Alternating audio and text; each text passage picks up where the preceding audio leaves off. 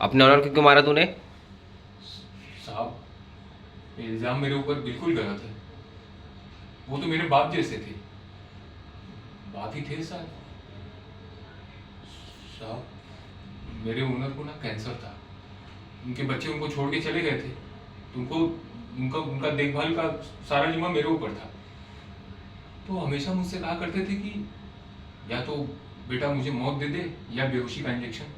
अब बच्चे सारे पैसे लेके चले गए थे, अब तो मेरे बाप जैसे थे ना साहब। सॉरी मैं चिल्ला रही हूँ। अब मेरे बाप जैसे थे ना साहब, तो मुझे इंतजाम तो करना पड़ेगा।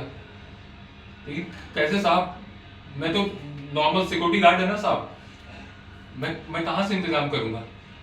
जब मेरे ओनर जब तड़पते थे ना तो ऐसा लगता था कलेजा चीर दिया जाएगा। एक शाम की बात है साहब, मैं उनके लिए दवा लेके घर से आ रहा था, तो जैसे ही सीढ़ियां चढ़ना चालू किया साहब ना, सीढ़ियों से लड़खड़ा कर मेरे पैर पे गिर पड़े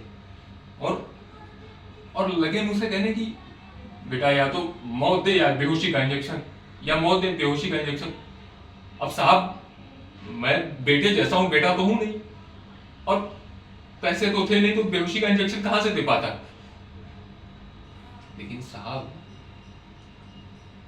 मौत तो दे सकता था, मौत तो दे ही सकता था। पता नहीं क्या हुआ साहब, मेरे दोनों हाथों की उंगलियां मेरे ओनर को, मेरे मानने जैसे वाले बाप को गले को कसने लगी, और पता नहीं ऐसा क्या हुआ साहब, मौत को अपने करीब देखकर साहब मेरे ओनर खुशी से झूम रहे थे। उस तरह मेरे मकान मालिक मुझे छोड़कर हमेशा के लिए चले गए साहब। मैं अनाथ हो गया, आप कह रहे हो कि मैंने उन्हें मारा, मैं क्यों मारूंगा उन्हें। सॉरी सॉरी सॉरी, और मैं कुछ नहीं जानता साहब, आपको जो करना है आप करो। I am not will. Thank you.